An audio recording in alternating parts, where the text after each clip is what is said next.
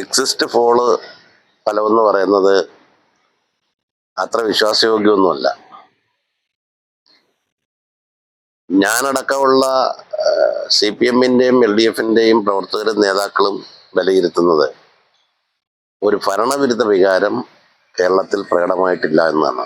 കേരളത്തിലെ വലതുപക്ഷ അച്ചടി ദൃശ്യ മാധ്യമങ്ങൾ UDF-ഉം BJP-യും ഒക്കെയായി ചേർന്ന് ഇടതുപക്ഷത്തെ പരാജയപ്പെടുത്താൻ അവരാൽ കഴിയുന്ന എല്ലാ പ്രവർത്തനങ്ങളും നടത്തിയിട്ടുണ്ട്. എന്നാലും എല്ലാ ജനങ്ങളും അതിൽ കുടുങ്ങിപ്പോകില്ലെന്ന് തന്നെയാണ് ഞങ്ങളുടെ ഒരു കാഴ്ചപ്പാട്. മെയ് 4-ന് ഫലപ്രഖ്യാപനം നടത്തുമ്പോൾ ഇടതുപക്ഷ ജനാധിപത്യ മുന്നണിക്ക് തുടർഭരണം ലഭിക്കും എന്ന് തന്നെയാണ് ഞങ്ങളൊക്കെ വിശ്വസിക്കുന്നത്. പിന്നെ ഇടുക്കിയെ സംബന്ധിച്ച് 5 സീറ്റും UDF നേടുമെന്നല്ലേ നിങ്ങൾ പറഞ്ഞത്, അല്ലേ? അങ്ങനൊന്നും സംഭവിക്കാൻ യാതൊരു കാരണവശാലും പോകുന്നില്ല. അങ്ങനെ ഇടുക്കിയെ അങ്ങനെ 5 സീറ്റും UDF-ന് ജയിക്കാൻ എന്താ ഇവിടെ അതിനുള്ള കാരണം എന്താ? UDF ജയിക്കാൻ എന്താ കാരണം? ജനങ്ങളെ വഞ്ചിക്കുകയും വാഗ്ദാനങ്ങൾ കൊടുത്ത് പറ്റിക്കുകയും ചെയ്തതല്ലാതെ ഇവർക്ക് എന്താ ഒരു കാര്യം പറയാനുള്ളത്? ഉടുമ്പൻചോല അസംബ്ലി മണ്ഡലത്തിൽ, അവിടെയാണ് ഞാൻ പ്രവർത്തിച്ചത്, മണ്ഡലത്തിൽ ഒരു 5000 വോട്ടിൽ കുറയാത്ത ഭൂരിപക്ഷത്തിന് LDF സ്ഥാനാർത്ഥി സഖാവ് KK ജയേന്ദ്രൻ ജയിക്കുമെന്നുള്ള പൂർണ്ണ വിശ്വാസമാണ് എന്നെ സംബന്ധിച്ചും എൻ്റെ സഹപ്രവർത്തകരെ സംബന്ധിച്ചുള്ളത്.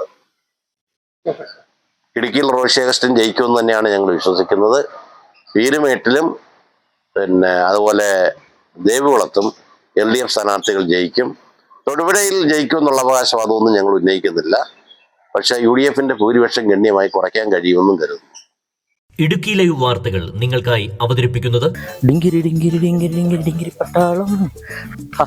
ഇത് നമ്മുടെ നിർഗുണം ചേട്ടനല്ലേ? നിർഗുണം ചേട്ടാ, നിർഗുണം ചേട്ടോ, ചേട്ടോ.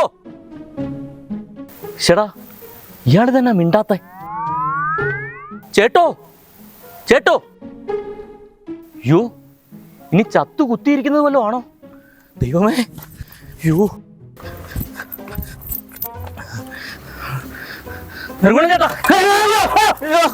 അയ്യോ, പേടിപ്പിച്ച് കളഞ്ഞോടാ നോത്തെ. എന്നെ കോപ്പിലെ പരിപാടി കാണിച്ച് ചേട്ടൻ എന്നെ കാണിക്കുമായിരുന്നു. വിളിച്ചിട്ടാണെങ്കിൽ കേട്ടതുമില്ല. കണ്ണെന്ന് അങ്ങോട്ടോ ഇങ്ങോട്ടോ ചിമ്മിയാല് വീനെ കിട്ടിയല്ല. എന്നിട്ട് ചേട്ടൻ ഒരു കണഞ്ഞോനെങ്കിലും കിട്ടിയോ? എന്റെ പൊന്നു നിർഗുണം ചേട്ടാ, നിങ്ങൾ ഈ വെയിലും കൊണ്ട് ഇവിടെ നത്തുകുത്തിയിരിക്കുന്നത് പോലെ ഇരിക്കേണ്ട വല്ല കാര്യമുണ്ടോ? നിങ്ങൾ ആ ഹൈറേഞ്ച് വില്ലാസിലോട്ട് ചെല്ലു. അവിടെയാണെങ്കിൽ രാവിലെ വള്ളക്കാരുടെ നിന്ന് മേടിക്കുന്ന മീനെ ഉച്ചയ്ക്ക് തീമേശല, പിന്നെ കിടിലം വൈബും. എന്നാ വാടാ നോത്തെ, നമുക്ക് ഹൈറേഞ്ച് വില്ലാസിലേക്ക് പോകാം.